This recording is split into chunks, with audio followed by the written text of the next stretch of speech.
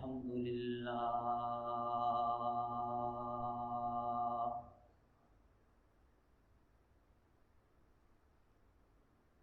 الحمد لله الذي شرفنا على سائر الأمم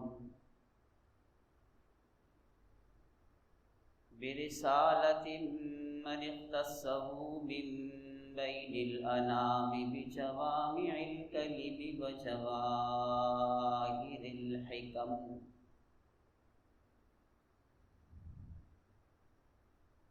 وصلى الله تعالى على خير خلقه محمد وعلى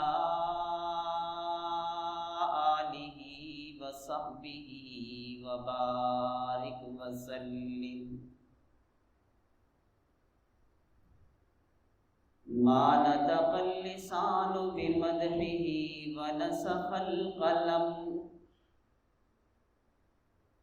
ما إن مدحت محمدا بمقالتي ولكن مدحت مقالتي بمحمدا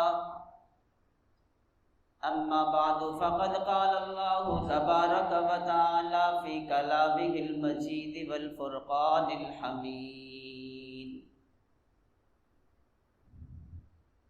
وعباد الرحمن الذين يمشون على الأرض هولا وإذا خاطبهم الجاهلون قالوا سلاما وقال النبي صلى الله عليه وسلم إن لله أهلي وأهل القرآن هم أهل الله وقال النبي صلى الله عليه وسلم في موضع آخر لكل شيء صيقلة وصيقلة القلوب ذكر الله أو كما قال النبي صلى الله عليه وسلم آمنت بالله صدق الله العظيم وبلغنا رسوله النبي الأمي الكريم ونحن على ذلك لمن الشاهدين والشاكرين والحمد لله رب العالمين.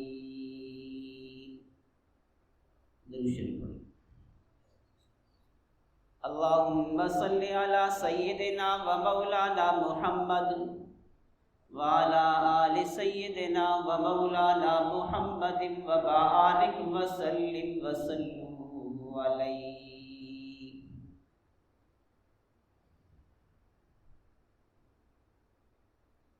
نہ کتابوں سے نوازوں سے نظر سے پیدا، نہ کتابوں سے نوازوں سے نظر سے پیدا، دین ہوتا ہے بزرگوں کی نظر سے پیدا. جلا دیتی ہے شمع موج نفس جن کی، جلا دیتی ہے شمع موج نفس جن کی، الہی کیا چھپا رکھا ہے اہل دل کے سینوں میں. گر ہے تمنا درد دل تو کر خدمت فقیروں کی، کہ نہیں ملتا یہ گوہر بادشاہوں کے خزینوں میں. واجب التکریم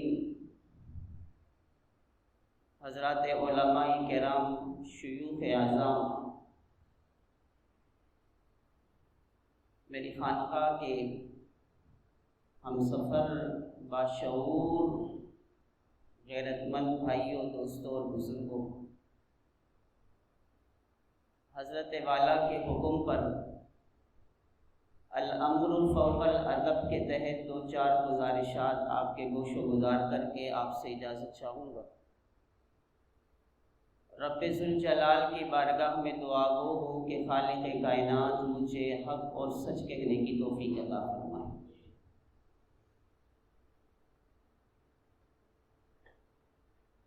تین چیزیں اہمیت کی حامل ہیں.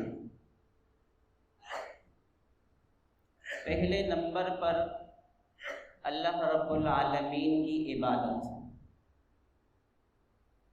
دوسرے نمبر پر امام الانبیاء صلی اللہ علیہ وآلہ وسلم کی اطاعت، اور تیسرے نمبر پر صحبت اور زیارت شیخ۔ اور ان تینوں چیزوں کے اپنے اپنے حقوق ہیں۔ قرآن کریم فرقان حمید کی جو آیت کریمہ میں نے پڑھی ہے، اس میں اللہ رب العالمین نے اپنے اولیاء، اپنے دوست، اپنے رفقاء، اپنے ساتھی جن سے اللہ محبت زیادہ کرتے ہیں، ان کی صفات بیان فرمائیں۔ اب یہ قرآن پاک کی یہ جو آیات کریمہ ہے نا، اس میں 15 صفات اللہ رب العالمین نے بیان فرمائی ہیں کہ اولیاء اللہ ہوتے کیسے ہیں، کون لوگ ہوتے ہیں۔ ہمارے ہاں بدقسمتی سے معاشرے میں، سماج میں، سوسائٹی میں جو مشہور ہیں وہ ایسے ہیں کہ نہ اللہ کی عبادت ہے اور نہ امام الانبیاء صلی اللہ علیہ وآلہ وسلم کی اطاعت ہے۔ مثل مشہور ہے، اولیاء اللہ کا کام کیا ہوتا ہے؟ اولیاء اللہ کا کام محمد کے راستے بتلانا ہے کہ آپ علیہ السلام کا طریقہ یہ ہے، آپ علیہ السلام کا راستہ یہ ہے، آپ علیہ السلام کی سنت یہ ہے، آپ علیہ السلام کے قول و قرار یہ ہیں، آپ علیہ السلام کے شب و روز یوں تھے، آپ کا نشیب و فراز یوں تھا، آپ کا فعل، عمل، گفتار، اقوال، افعال، اعمال، تقاریر، یہ سب چیزیں، مطلب ایک راستہ آپ کو بتایا جاتا ہے۔ یہ کام اولیاء اللہ کا ہے۔ اور اس کا اگلا جو کام ہے وہ اللہ تک پہنچانا، یہ امام الانبیاء صلی اللہ علیہ وآلہ وسلم کا کام ہے۔ اسی لیے لکھا علماء نے کہ ہم انہیں مرشد بھی کہتے ہیں۔ ہماری اصطلاح میں مرشد بہت مشہور ہے، لیکن ایک لفظ اور بھی کہا جاتا ہے جسے ہم ہادی کہتے ہیں۔ ہادی کا معنی کیا ہوتا ہے؟ ایک تو ہم کہتے ہیں اہدنا الصراط المستقیم، صحیح راستہ۔ ہادی اور مہدی یہ دونوں الگ الگ چیزیں ہیں۔ ہادی کا معنی بھی راستہ بتلانے والا ہوتا ہے۔ امام الانبیاء صلی اللہ علیہ وسلم نے اپنے صحابہ کرام رضوان اللہ تعالیٰ علیہ مجمعین میں سے ہر صحابی کے لیے الگ الگ خصوصیت رکھی۔ آپ نے الگ الگ فضائل سے اپنے پیاروں کو نوازا تھا۔ جیسے اگر ہم بات کریں سیدنا ابو بکر صدیق رضی اللہ تعالیٰ عنہ کو، تو کیا فرمایا؟ افضل البشر بعد الانبیاء ابی بکر صدیق رضی اللہ تعالیٰ عنہ۔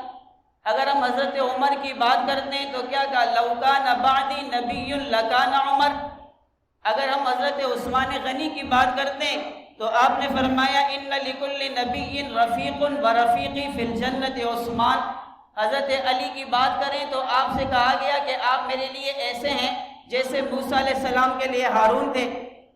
تو یہ ہر صحابی کے لیے الگ ہے۔ تو ہادی کا لفظ آپ علیہ السلام نے کاتب وحی سیدنا امیر معاویہ رضی اللہ تعالیٰ عنہ کے لیے استعمال فرمایا اور کہا اللہم اجعل معاویہ ہادیا مہدیا مہدی بھی۔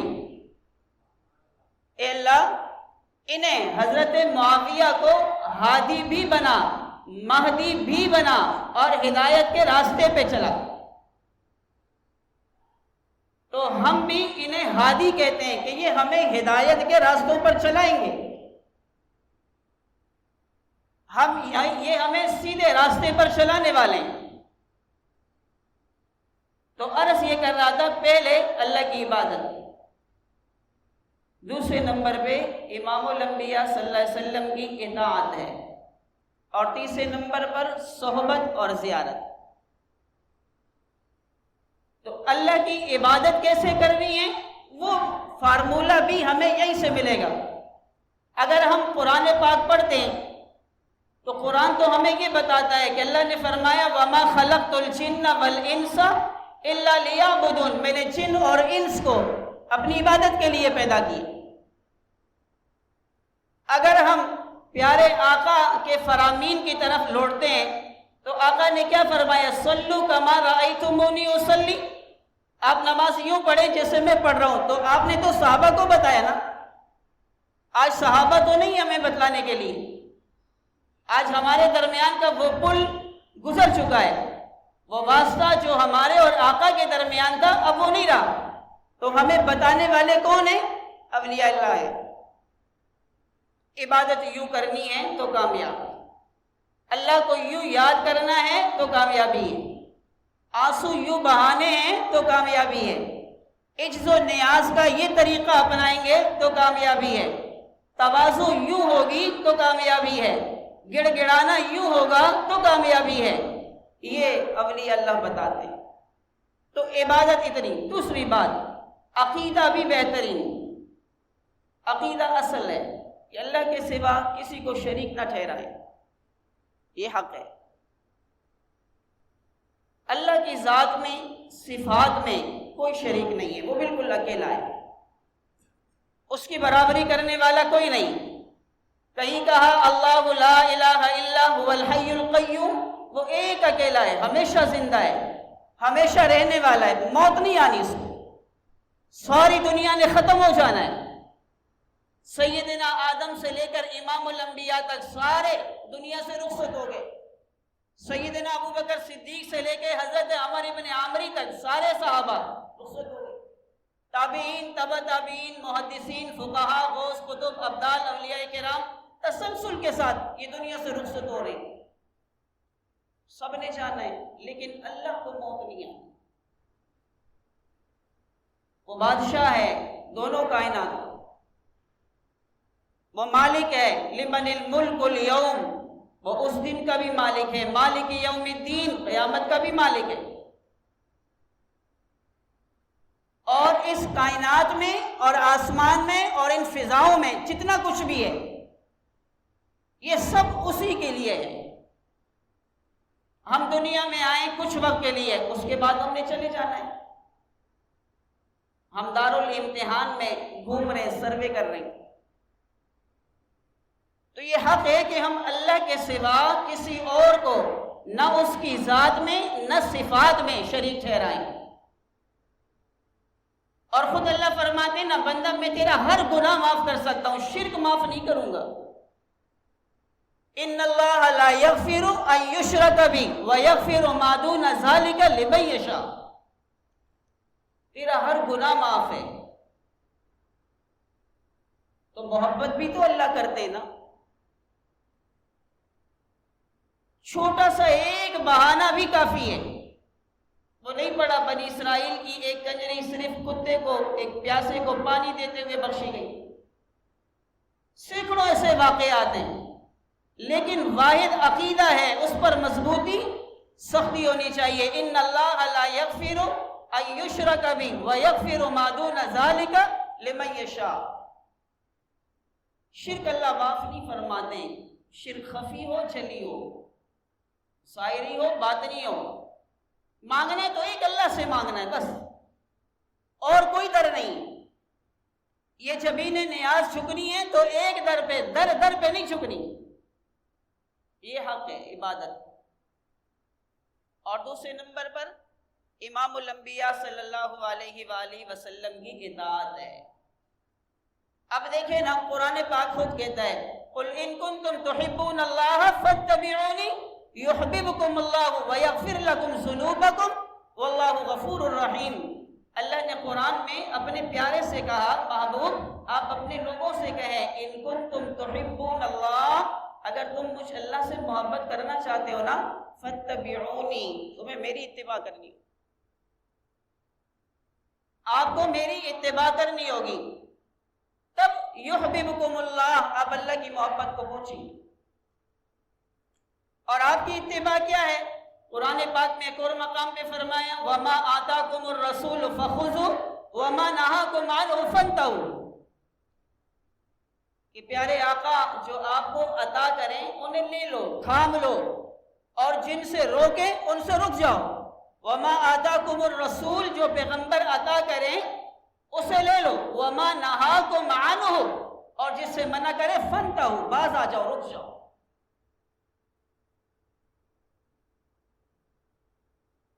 یہ آپ علیہ الصلوۃ والسلام کی اطاعت ہے، اور اس اطاعت میں صحابہ کرام رضوان اللہ تعالیٰ علیہ مجمعین سب سے مقدم تھے، چونکہ وہ حضور کی صحبت یافتہ تھے، حضور علیہ السلام سے انہیں فیض ملا تھا، آپ علیہ السلام کی تربیت یافتہ تھے، اور ایسی عجیب و غریب صحبت انہوں نے پائی ہے کہ شاید دنیا میں کوئی اور اس طرح پا سکتا، شاید کوئی اس طرح اپنے شیخ سے محبت کر سکے جو حضور علیہ السلام کے صحابہ نے کی۔ تبھی تو اللہ رب العالمین نے انہیں اس دنیا میں کامیاب کہا ہے، والسابقون الاولون من المہاجرین والانصار والذین اتبعوهم بإحسان رضی اللہ عنہم ورضوا عنہ۔ اصحاب پیغمبر کے دونوں طبقات، خواہ وہ مہاجرین تھے مکہ چھوڑ کر مدینہ آئے، یا مدینہ میں رہنے والے انصار تھے جنہوں نے مہاجرین کی مدد اور نصرت کی، فرمایا رضی اللہ عنہم ورضوا عنہ، اللہ کہتے ہیں میں اللہ ان سے راضی، یہ مجھ سے راضی۔ لیکن ایک جملے کا اضافہ بھی کیا ہے، والذین اتبعوہم، جو ان کی اتباع کرے گا جس طرح انہوں نے حضور کی اتباع کی ہے، ان کی اتباع کرتے ہوئے جو حضور کی اتباع کرے گا ان سے بھی اللہ راضی ہے۔ تو ہم تو چاہتے ہیں اللہ کی رضا ہے۔ ان عبادات کا مقصد کیا ہے؟ ان مجاہدوں کا مقصد کیا ہے؟ ان ریاضات کا مقصد کیا ہے؟ یہ دن رات اللہ اللہ کرنے کا مقصد کیا ہے؟ اللہ کی رضا ہی ہے نا۔ اللہ اگر راضی ہو جائے تو کیا چاہیے؟ لیکن اگر اللہ ناراض ہو گیا، یہ خطرے کی بات۔ یہ ساری محنت اللہ کو راضی کرنے کے لیے، تو انہوں نے حضور علیہ السلام کی صحبت کو اپنایا اور آپ کے رنگ میں رنگے گئے تھے۔ سیدنا ابو بکر صدیق رضی اللہ تعالیٰ عنہ کے متعلق آتا ہے، کانا اعلم الناس، سب سے بڑے عالم، کانا اجود الناس، سب سے زیادہ سخی تھے، اور اس انداز میں وہ حضور علیہ السلام کے رنگ میں رنگے گئے کہ اللہ کے قرآن کو بھی کہنا پڑا، ثانی اثنین اذ ہما فی الغار اذ یقول لصاحبہ لا تحزن ان اللہ معنا، دو میں سے ایک، نام کسی کا بھی نہیں لیا، ورنہ اللہ کو نام لینا کون سا مشکل تھا۔ اس طرح انہوں نے اس عقیدت کو اپنایا، بلکہ جب آپ صلی اللہ علیہ وسلم کے ساتھ وہ ہجرت کی سفر پہ مدینہ جا رہے تھے نا، جب مدینہ پہنچے تو لوگوں نے جب استقبال کیا تو جناب ابو بکر کے پاس کھڑے ہو گئے۔ اعلان کے شیخ کون تھے؟ حضور اکرم صلی اللہ علیہ وسلم۔ اب ان کا نقطہ نظر کیا تھا کہ ابو بکر حضور ہیں، حالانکہ حضور تو حضور تھے، یہ تو غلام ہیں، لیکن ابو بکر صدیق رضی اللہ تعالیٰ نے رنگ ایسا دیا، اپنے شیخ کا رنگ یوں لیا کہ نیا آدمی پہچان نہیں کر سکتا محمد کون ہے، ابو بکر کون ہے۔ یہ عقیدہ تھی نا، محبت تھی، الفت تھی، انس تھا، پیار تھا، عشق تھا، عجیب محبت کر گئے وہ لوگ۔ جب جا رہے ساتھ میں حضور علیہ السلام کے ساتھ دائیں، اچانک مڑ کے بائیں طرف آ گئے، تھوڑا 2-4 قدم چلے آگے کی طرف آگے، فرنٹ پہ آ گئے، 2-4 قدم آگے مزید چلے، بیک پہ پیچھے آ گئے۔ تو حضور نے پوچھا پیارے کیا کر رہے ہو؟ کہنے لگے یا رسول اللہ آپ کے دائیں چلتا ہوں تو خیال آتا ہے بائیں طرف سے کوئی آپ پہ حملہ نہ کر دے، آپ کے بائیں طرف چلتا ہوں تو ذہن میں خیال آتا ہے کوئی سامنے سے حملہ نہ کر دے، سامنے آتا ہوں تو خیال کرتا ہوں پیچھے سے کوئی حملہ نہ کر دے، اس لیے گھوم رہا ہوں، چکر کاٹ رہا ہوں، طواف چل رہا ہے، آپ کو تکلیف نہ ہو۔ یہ محبت تھی نا، تو محبت سے پایا بھی کیا؟ اللہ نے کون سا مقام دیا کہ انبیاء کے بعد پوری کائنات میں ابو بکر کا مقابلہ کوئی نہیں کر سکتا۔ افضل البشر بعد الانبیاء ابی بکر الصدیق، ابو بکر کا مقابلہ پوری کائنات میں کوئی نہیں کر سکتا۔ تو عرض کر رہا تھا جب مدینہ پہنچے تو دنیا والے پہچان ہی نہیں پائے محمد کون ہے، ابو بکر کون ہے۔ وہ آئے ابو بکر کے سامنے، سر پہ رومال شمال ڈالا، جس طرح ان کی روایت ہوگی۔ ہمارے ہاں جیسے کوئی آتا ہے بڑے تو ہم چلے جاتے ہیں جلدی سے جوتے اٹھا لیں، صف سیدھی کریں، قطاریں لگا لیں، فلاں فلاں جو لوازمات دنیا ہے، تو اسی طرح انہوں نے اپنے انداز میں سیدنا ابو بکر صدیق رضی اللہ تعالیٰ عنہ کا استقبال کیا۔ جناب ابو بکر سمجھے کہ یہ تو مجھے محمد سمجھتے ہیں، آپ نے اپنی چادر اٹھائی اور پیارے آقا کے سر مبارک پر ڈال دی، بتایا دنیا والوں کو میں غلام ہوں، یہ آقا ہے، میں مرید ہوں، یہ میرا شیخ ہے۔ امیر خسرو رحمۃ اللہ علیہ بڑی ہستی گزری ہیں، انہوں نے یہاں ایک شعر لکھا بڑا خوبصورت، وہ کہتے ہیں یہ منصر یوں بنا کہ من تو شدم تو من شدی، من جا شدم تو جا شدی، تاکس نگویت بعد ازی، من دی گرم تو دی گری۔ یہ منظر یوں بنا، جناب ابو بکر نے حضور کے ساتھ ایسا تعلق بنایا کہ کوئی پہچان نہیں کر سکتا۔ من تو شدم تو من شدی، میں تو میں، من جا شدم تو جا شدی، میں تیری جان تو میری جان بنائے، تاکس نگویت بعد ازی، من دی گرم تو دی گری۔ اس کے بعد کوئی نہیں کہہ سکے گا ابو بکر کون ہے، محمد کون ہے۔ یہ محبت، تو انہوں نے اطاعت کی۔ ایک مرتبہ حضور علیہ السلام نے جمعہ کا خطبہ آپ دے رہے، جمعہ کا خطبہ، تو اب مسجد نبوی اس وقت کے اعتبار سے جیسے بھی ہو، ہم ایک تصور ہی رکھ سکتے ہیں، کچی ہوگی، کھجور کی وہ چھالوں سے بری ہوئی اس کی چھت ہوگی، فلاں فلاں لکڑیوں کی بنی ہوئے گی، صحابہ نے لیپی ہوئے گی۔ تو آپ علیہ السلام نے ایک مرتبہ ممبر پہ آواز دی بھائی بیٹھ جاؤ۔ اب مقصد یہ تھا کہ جو اندر ہیں وہ صفوں میں بیٹھ جائیں، کہنے کا مقصد یہ تھا جو اندر ہیں وہ صفوں میں بیٹھ جائیں۔ حضرت ابو دردہ رضی اللہ تعالیٰ عنہ باہر سے تشریف لا رہے، ایک پاؤں مسجد نبوی میں اندر اور ایک باہر، وہیں بیٹھ گئے۔ یہ کیا ہے؟ اتباع ہے نا۔ آپ علیہ السلام نے پوچھا ابو دردہ آپ کو کیا ہوا، آپ کیوں بیٹھ گئے؟ کہنے لگے یا رسول اللہ آپ کا حکم کانوں میں پہنچا، میں نے یہ نہیں دیکھا کہ آپ نے اندر والوں کو کہا یا باہر والوں کو کہا، میں وہیں بیٹھ گیا، آپ کی تابعداری کا تقاضا یہی تھا۔ یہ دوسرے نمبر پر ہے اتباع، کہ حضور علیہ السلام کی اتباع لازمی، اتباع کریں گے تو کامیابی۔ تو صحابہ کامیاب اسی لیے ہوئے، انہوں نے حضور کی اتباع کی۔ حضور علیہ السلام کے متعلق آتا ہے نا کہ آپ جب مدینہ میں چلتے تھے تو یوں لگتا تھا جیسے پہاڑ سے اتر رہے ہوں، مطلب نظریں زمین پر، نظریں اٹھی بھی نہیں ہوتی۔ اور صحابہ کرام رضوان اللہ تعالیٰ علیہ مجمعین کا رد عمل دیکھیں، ان کے متعلق کیا کہا کہ جب وہ مدینہ کی گلیوں میں بازاروں میں گھومتے تھے نا تو یوں لگتا تھا جیسے وہ کوئی چیز تلاش کر رہے ہوں، نظریں ان کی بھی اٹھی بھی نہیں ہوتی۔ یہ اتباع ہے، کامل اتباع ہے، تبھی تو کامیابی۔ تو صحابہ کہتے ہیں پیارے آقا میں اتنی حیا تھی کہ مکہ کی کواری لڑکیوں میں اتنی حیا نہیں ہوتی، اتنی شرم و حیا اللہ نے ہمارے پیارے نبی میں رکھی، پیارے آقا میں رکھی۔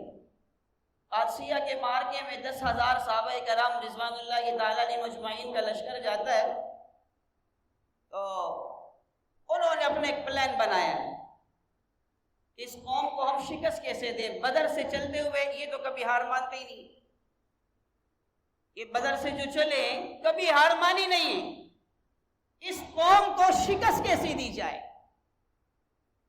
تو مشہور طریقہ اختیار کیا کہ نوجوان لڑکیوں کی لائن لگا دی جائے، نیم برہنہ لباس پہنایا جائے، بس ان کی نظریں پڑنی ہے، شکست یقینی ہے۔ یہ ان کا اپنا ایک مائنڈ اور نظریہ، ایک ذہن بنا ہوا تھا، اگر ان کو ہرانا ہے، شکست دینی ہے، ان کو راہ اعتدال سے، صراط مستقیم سے ہٹانا ہے، تو ان کی نظریں اٹھوا لو۔ جہاں ان کی نظر پڑنی ہے ایمان کمزور ہوگا، ایمان پہ ضرب پڑے گا، پھر یہ ہم پر فاتح نہیں ہے۔ یہ ہم سے شکست کھا جائیں گے۔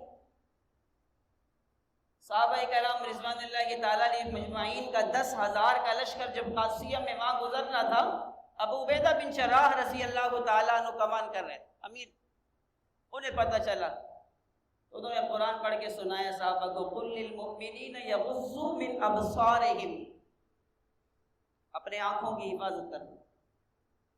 سمجھا دیا کہ اگلا جو چال آپ کے لیے بنا گیا وہ یہ ہے، وہ میدان میں تو آپ کو شکست نہیں دے سکتے، وہ میدان میں تو آپ پہ فاتح نہیں بن سکتے، وہ آپ کا مقابلہ نہیں کر سکتے، آپ سے فائٹ نہیں کر سکتے۔ اب طریقہ یہی ہے کہ انہوں نے آپ کو گمراہ کرنے کا طریقہ ڈھونڈا۔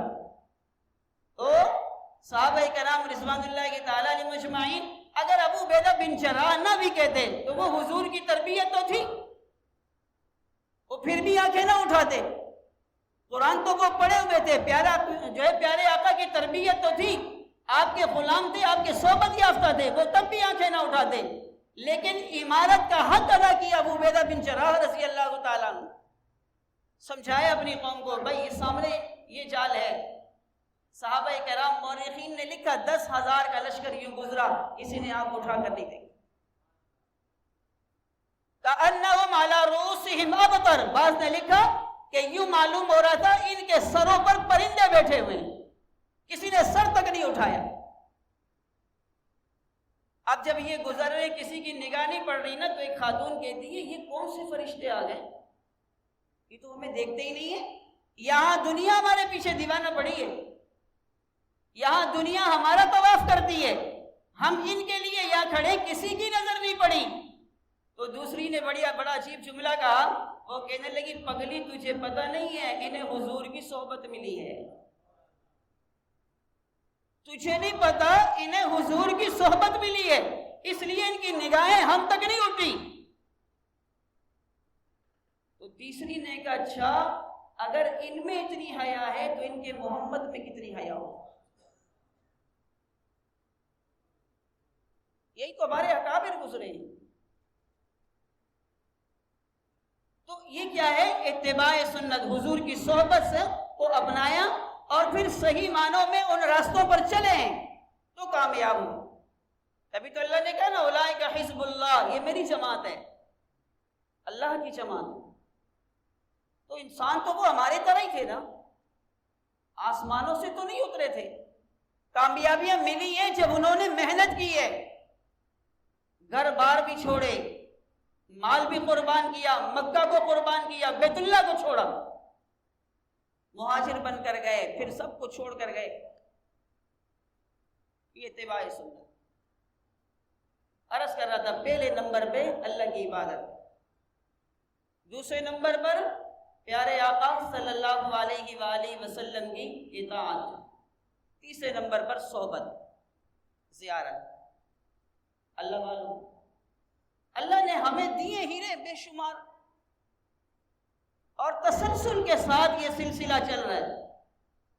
ہمارے ہاں رات مولانا نے ایک بیان کیا، حضرت نانوتوی رحمۃ اللہ علیہ کا ذکر کر رہے تھے، مولانا قاسم نانوتوی رحمۃ اللہ علیہ، تو میرے ذہن میں ایک بات آئی کہ نانوتوی کے بعد دوسرا نمبر حضرت مدنی کا آتا ہے۔ مولانا قاسم نانوتوی رحمۃ اللہ علیہ کا اپنا مقام تھا، مولانا حسین احمد مدنی رحمۃ اللہ علیہ کا پھر اپنا ایک مقام تھا، جنہیں سید العرب والعجم کہا جاتا، جنہوں نے 17 سال پیغمبر کے روزے پر بیٹھ کر درس حدیث دیا، 17 سال۔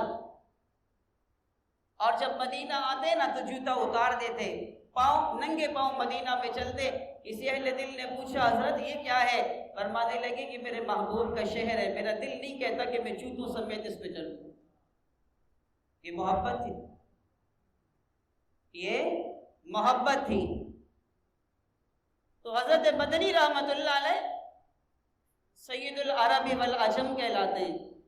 170 خلفاء تھے حضرت کے، 170 خلفاء، اور 40,000 محدثین کے امام تھے، جن کے شاگردوں میں ائمہ بنے محدثین۔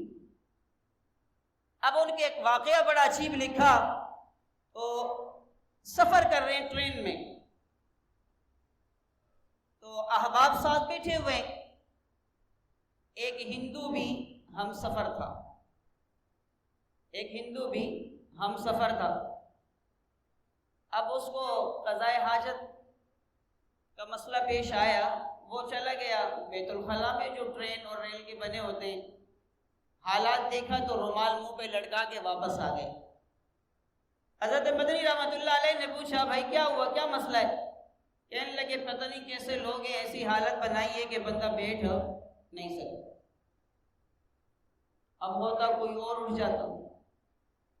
حضرت مدنی رحمۃ اللہ علیہ خود اٹھے، بیت الخلاء میں گئے، صحیح طریقے سے صاف کیا، اور صاف کرنے کے بعد آ کر اس ہندو سے کہا اب جائیں، آپ کا معاملہ صاف ہے۔ وہ حسین احمد مدنی جو 17 سال پیغمبر کے روزے پہ بیٹھ کے درس دے رہا ہے، جس نے 170 خلفاء چھوڑے، جس نے 40,000 محدثین کے امام چھوڑے، وہ ایک ہندو کے لیے بیت الخلاء صاف کر رہا ہے۔ تو کیا وہ ان کی خدمت کر رہے تھے؟ وہ ان کی خدمت تو نہیں کر رہے تھے، ان کا مقصد کچھ اور تھا۔ انہوں نے کہا چلو تھوڑی اس کی حوصلہ افزائی ہوگی، لیکن ضرب کہیں اور مارنی تھی، اور ایسی لگی نا، ایسی لگی ہے بتا نہیں سکتا۔ وہ فارغ ہو کر آیا اور پھر بیٹھ گیا، ایک سے پوچھتے ہیں بولی سب کون ہیں؟ سب خاموش۔ حضرت مدنی نے اشارہ کیا کچھ نہیں بتانا۔ اگلے اسٹیشن پہ جب جم غفیر دیکھا نا حضرت مدنی کے لیے، تو پوچھا جی یہ کون ہے؟ کہا دیوبند کا معتمم ہے، سید العرب والعجم ہے، اتنے محدثین کا امام ہے، یہ بڑا اللہ والا ہے۔ تب وہ بات سمجھ میں آئی کہ انہوں نے اشارہ کچھ اور نہیں یہاں کرنا تھا۔ وہ کہا نا کسی نے زخمی بھی کیا کس کو، ارے سینے میں چھپے دل کو، شاباش کو تیر افغن کیا ٹھیک نشانہ ہے، تمہارا کہاں سینے پہ وار کر دی۔ تو حضرت مدنی رحمۃ اللہ علیہ باہر گئے تو اس ہندو نے پہلے ہی ہاتھ پکڑ لیا، حضرت باہر بعد میں، پہلے میری بات، اپنے لوگوں سے بعد میں مخاطب ہونا، پہلے میری بات کا جواب دیں۔ کہا یہ برداشت سے باہر تھا، میں تو سمجھا ویسے ہی ایک انسانیت کے ناطے، اخلاق کے ناطے آپ نے تو میرے دل کو متاثر کر دیا ہے، پہلے مجھے کلمہ پڑھائیں۔ اس صحبت کا بڑا اثر ہوتا ہے، بہت فرق پڑتا ہے۔ تو عرض یہ کر رہا ہوں وَعِبَادُ الرَّحْمَنِ الَّذِينَ يَمْشُونَ عَلَى الْأَرْضِ هَوْنًا، اللہ کے نیک بندے زمینوں پر اکڑا کر نہیں چلتے، ان کے اندر تکبر نہیں ہوتا۔ کیوں؟ ہم کہتے ہیں تکبر اللہ کی صفت ہے، صرف اللہ کو پسند، باقی کسی کے لیے زیب نہیں۔ تو یہ صفات میں سے پہلی صفت ہے کہ وہ تکبر نہیں کرتے۔ ان کو تعلیمات میں یہ چیز ملی ہی نہیں۔ جتنے بھی اولیاء اللہ ہیں ہمارے، تاریخ اٹھا کر دیکھیں، پچھلے والے اکثر ایسے تاریخ بتلاتی ہے گمنام، کچھ پتہ ہی نہیں کون سی دنیا۔ تو ایک بادشاہ کا گزر ہوا اپنے پورے پروٹوکول کے ساتھ، ایک تندور پہ آ کے رکا، تو تندور کے پاس ایک اللہ والا چٹائی پر بیٹھا ہوا اپنے معاملات میں مگن، اس کی نظر پڑ گئی، قریب آ کر کہا جی السلام علیکم۔ انہوں نے زیادہ التفات تو نہیں کہا جی وعلیکم السلام۔ اب کوئی اور ہوتا نا ہمارے یہاں جی بادشاہ آئے تو چلو اڑ جائیں، کالر والر ٹھیک کریں، ٹوپی شوپی پگڑی شگڑی رومال شمال فلاں فلاں، جو لوازمات دنیا ایک طریقہ بنا ہوا ہے، ایک ڈسپلن کہہ لیں، نظم و ضبط کہہ لیں، وہ چیزیں اپنا کے چلو ان چیزوں کو اپناؤ یہ ٹھیک ہے۔ نہیں، انہوں نے کوئی توجہ نہیں کہ پتہ یہ دنیا دار ہے، میں نے اسے کی ملنا ہے، چلو رخ اس طرف کر لو، بات ہی نہیں کی، وعلیکم السلام بس۔ تو بادشاہ پوچھتے ہیں خیریت سے ہیں؟ جی الحمدللہ بالکل ٹھیک ہوں۔ اچھا دیکھا چٹائی پر ہے، تندور کے پاس ہے، کھلا چھت ہے، آسمان تلے، تو رات کیسی گزری ہوگی؟ اگلا ہی سوال پوچھا، بتاؤ میاں رات کیسے گزری ہے؟ کہتے الحمدللہ آپ سے اچھی گزری، آپ سے اچھی گزری ہے۔ بادشاہ حیران ہو گیا، مجھ سے کیسی اچھی گزری ہوگی؟ میرے لیے تو گاؤں تکیے ہوں گے، نرم بستر ہوں گے، کنیزیں ہوں گے، خادم ہوں گے، دنیا جا کے معاملات ہوں گے، تیرے پاس تو کچھ بھی نہیں ہے، آپ کے پاس تو کچھ بھی نہیں ہے، مجھ سے اچھی رات آپ کے کیسے گزری؟ فقیر کہنے لگا کہ وہ ایسی اچھی گزری ہے، تو پوری رات نافرمانی میں سوتا رہا، میں فرما برداری میں جاگتا رہا۔ تو نافرمانی میں سوتا رہا، میں فرما برداری میں جاگتا رہا، تیرے فرض پورے نہ ہوئے، میری تہجد بھی قضا نہیں ہوئی۔ یہ اللہ والے نا، سامنے بادشاہ ہے، وہ بادشاہ بھی سمجھ گیا یہ کوئی معمولی چیز نہیں۔ اس وقت کے بادشاہ بھی تھے، نواز جیسے تو نہیں، اس وقت کے بادشاہ بھی سمجھتے تھے، علماء ان کے ساتھ ہوتے تھے۔ امام ابو یوسف رحمۃ اللہ علیہ کو دیکھو، جو ہے وہ دربار میں رہے، بڑے بڑے اکابرین کو دیکھے رہے ساتھ میں، تو اس وقت کے لوگوں کو علماء کی قدر تھی کہ یہ وراثت انبیاء ہے، اکرم العلماء کا مطلب سمجھتے تھے، تو وہ ساتھ رکھتے تھے۔ اب یہ بادشاہ بھی سمجھ گیا کہ یہ فقیر جو بیٹھا ہے نا، یہ کوئی عام بندہ نہیں ہے، ضرور کچھ تو ہے، اور ساتھ بیٹھ گئے۔ کہا اچھا یہ بتاؤ تمہیں کچھ چاہیے، میں آپ کی کوئی خدمت کر سکوں؟ تو فقیر کہنے لگا تو میری خدمت نہیں کر سکتا، آپ کی وہ اوقات ہی نہیں آپ میری خدمت کریں۔ کہنے لگا میرے پاس سب کچھ ہے، ہدیہ چاہیے ہدیہ دوں، تحائف چاہیے تحائف دوں، اس چٹائی پر بیٹھو یہاں سے اٹھاؤں محل لے جاؤں، اچھا گھر دے دوں، معاملات آپ کے اچھے ہوں گے، سکون مل جائے گا، سہولت ہو جائے گی، حکم کریں آپ۔ فقیر کہتا ہے نہیں، جو میں چاہتا ہوں وہ آپ نہیں دے سکتے۔ بادشاہ کا وہ اپنے ذام میں، اپنے وہم و گمان میں کہ اللہ نے مجھے اتنا کچھ دیا، پتہ نہیں یہ مجھ سے کیا مانگے گا جو میں نہیں دے سکتا۔ چل بھائی تو ہی بتا تجھے کیا چاہیے، آپ ہی بتائیں۔ فقیر نے کہا دیکھیں رات ہوتی ہے نا مچھر تنگ کرتے ہیں، دن ہوتی ہے مکھیاں بہت تنگ کرتی ہیں، تو بادشاہ ہے حکم دے یہ میرے پاس نہ آیا کرے، بس یہی چاہیے اور کچھ نہیں۔ اب بھلا بتاؤ جتنا بڑا دنیا کا بادشاہ ہے وہ اس مخلوق پہ اپنا آرڈر نافذ کر سکے گا؟ زیادہ سے زیادہ مچھردانی دے دے گا، چل بھائی گزارا کر، یا کوئی اور دوائی وغیرہ جو چیزیں بازاروں میں اویل ہیں وہ چیزیں مل جائیں گی، باقی اس کا آرڈر اس کے ماتحتوں پہ تو چل سکتا ہے، اللہ کی اس مخلوق پہ نہیں چل سکتا، اللہ کی اس مخلوق پہ نہیں سوچ سکتا۔ اب سمجھ گیا بادشاہ، ان سے بات نہیں ہوگی، چلو ہاتھ ہی آگے کر دے، آگے آگے اس فقیر کے ہاتھ پہ بیٹھ کر، یہ صحبت اولیاء ہے، اللہ والوں کی صحبت ہے، اللہ والوں کی صحبت، اور اللہ نے الحمدللہ ہمیں دیے وہی ہیں جو متبع سنت ہیں۔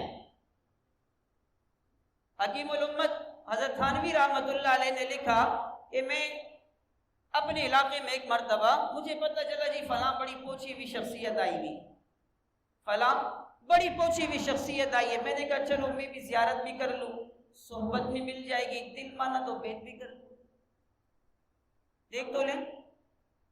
حضرت تھانوی رحمۃ اللہ علیہ لکھتے ہیں جب میں ان کی مجلس میں گیا، قطاریں تو تھیں، لوگ تو تھے، چومنے وومنے والے بھی، سب کچھ جو معاملات دنیا کے وہ سارے تھے، میں نے ایک تھوڑی دیر کے لیے وہاں بیٹھنا تھا اور حال احوال دیکھنا تھا، میں نے یوں دیکھا کہ اسے تھوک آیا، تھوک اس نے پھینکنا تھا، اس نے رخ قبلے کی طرف کیا اور قبلے کی طرف تھوک دی، تو حضرت تھانوی رحمۃ اللہ علیہ وہاں سے اٹھ گئے۔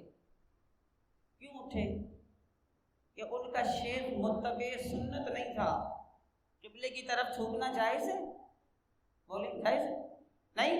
اب وعید اس پر ضرور موجود ہے پیارے آقا کی کہ جو قبلے کی طرف تھوکتا ہے، ایک روایت کے مطابق وہ سارا تھوک اکٹھا کر کے قیامت کے دن اس کی پیشانی پہ مل دیا جائے گا، اور دوسری روایت کے مطابق یہ ہے کہ وہ آگ کا انگارہ بن کر اس کی پیشانی سے لپٹا دیا جائے گا۔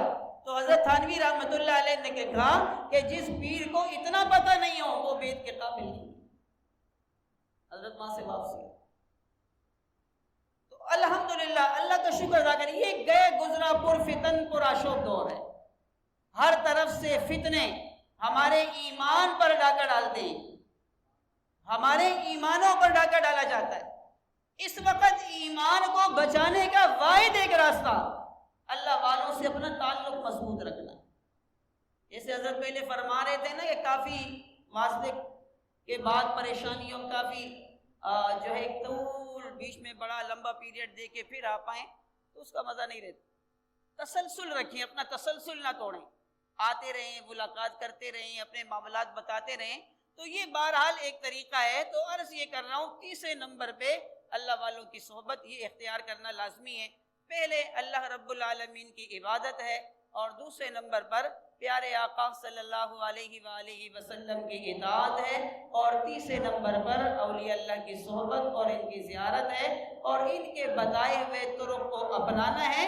اگر اسی طرح ہم چلیں تو اللہ کی ذات سے امید ہے ہماری یہ دنیا بھی کامیاب، ہماری آخرت بھی کامیاب، وگرنہ ایمان بچانا بہت مشکل۔ ہم جتنی بھی کوشش کر لیتے ہیں گناہوں سے بچ نہیں پاتے، کہیں نہ کہیں پھنستے ضرور ہیں۔ پیارے آقا صلی اللہ علیہ وآلہ وسلم کا فرمان ہے، فرمایا بہت سارے لوگ ایسے ہوں گے مطعمہ حرام مشربہ حرام، کھانا بھی حرام، پینا بھی حرام، حتیٰ کہ ان کی غذا بھی حرام۔ ایسے لوگ آ جائیں گے، مطعمہ حرام، کھانا ان کا حرام، اسی طرح مشربہ حرام، پینا حرام۔ پھر فرمایا غذی ان کا غذا، کھانا پینا کے بعد غذا، یہ چیز بھی حرام ہو گئی۔ کیا ہے؟ سود کا لین دین ہے، حرام معاملات ہیں، انکم حرام ہے، آمدن حرام ہے، یا جوئے کا ہے، یا سود کا ہے، یا دیگر غلط چیزوں میں اپنے معاملات رکھے ہوئے جہاں سے اسے آمدن آ رہی ہے۔ مطعمہ حرام، مشربہ حرام، اور پینا بھی حرام ہے، شراب پیتا ہے، بھنگ پیتا ہے، چرس پیتا ہے، دیگر بہت سارے نشے اتنے تو آئے ہوئے مارکیٹ میں ہمیں نام بھی نہیں آتے، انہیں استعمال کر رہے تو حرام ہے، غذا بھی اس کی حرام جا رہی ہے۔ اب کیا کہا، ایسے لوگ اللہ سے دعا بھی کریں گے نا تو اللہ دعا کو قبول نہیں فرمائے۔ تو ہم کسی نہ کسی واسطے میں کہیں نہ کہیں پھنسے ہوئے ہیں، نکلنے کا واحد ایک راستہ ہے۔ کیوں؟ انبیاء نے آنا نہیں، طے ہے، کنفرم ہے۔ آخر میں پیارے آقا آ گئے، ختم نبوت کی مہر لگ گئی، اب کسی نے آنا نہیں۔ اب اللہ کی طرف سے کوئی پیغامبر نہیں آئے گا، کوئی فرستادہ نہیں آئے گا، کسی رسول نے، نبی نے آنا نہیں ہے۔ اب انبیاء کے بعد باقی صحابہ وہ بھی گزر گئے۔ اب ان اولیاء اللہ کے تو فعل ہم نے یہ منزل اپنی طے کرنی ہے، یہ راستے جو دنیا کے ہمارے ہیں ہم نے اسے طے کرنے ہیں۔ دنیاوی معاملات بھی ہیں لیکن دینی تقاضے مقدم۔ اب دیکھیں اللہ نے کیا فرمایا تھا، وَمَا خَلَقْتُ الْجِنَّ وَالْإِنسَ إِلَّا لِيَعْبُدُونِ، میری عبادت کرو۔ تو کیا دن رات تو عبادت نہیں کر رہے نا بھائی؟ وَجَعَلْنَا اللَّيْلَ لِبَاسًا بھی ہے، رات کو آرام بھی ہے، وَجَعَلْنَا النَّهَارَ مَعَاشًا، دن کو ذریعہ معاش بھی ہے۔ یہ نہیں کہ رات بھی محنت کریں دن بھی محنت کریں، اللہ نے طریقہ بھیجا ہے، وَجَعَلْنَا اللَّيْلَ لِبَاسًا، رات کو آرام کے لیے بنا، وَجَعَلْنَا النَّهَارَ مَعَاشًا، دن کو ذریعہ معاش بنایا، دن کو جاؤ محنت مزدوری کرو۔ تو معاملات تو ہم نے سارے کرنے، جو جس طبقے سے تعلق رکھتا ہے اس نے اپنے معاملات کرنے، لیکن فائدہ تب ہوگا جب ہم شرع کے دائرے میں کریں گے۔ اب شریعت کا مطالعہ ہم خود کر نہیں سکتے، جس طرح ایک مریض اپنے لیے دواؤں کا انتخاب خود نہیں کر سکتا، اسی طرح ہم خود شریعت پڑھ کر اسے اپنا نہیں سکتے۔ لازمی ہمیں رہبر چاہیے۔ آپ نماز اکیلے پڑھیں گے تو وہ فائدہ نہیں ہے نا، وہ ثواب تو نہیں ملے گا۔ امام کا ہونا لازمی ہے، مقتدا اور پیشوا کا ہونا لازمی ہے۔ تو ہمارے پیشوا بھی الحمدللہ موجود ہیں، مقتدا بھی ہیں، رہبر بھی ہیں، رہنما بھی ہیں۔ تو ہم ان کے بتائے ہوئے سلوک اختیار کریں گے تو کامیابی ملے گی انشاءاللہ۔ اختیار کریں گے نا انشاءاللہ، اور تعلق بھی مضبوط رکھیں گے۔ پھر دعا گو اللہ تعالیٰ حضرت کا سایہ ہمارے سروں پر تادیر قائم اور دائم فرمائیں، صحت کامل، شفا کاملہ عاجلہ مستمرہ نصیب فرمائیں، اور ہمارے مرکز کو آباد فرمائیں، دن دگنی رات چگنی ترقی عطا فرمائیں۔ یا زندہ صحبت باقی وما علینا الا البلاغ۔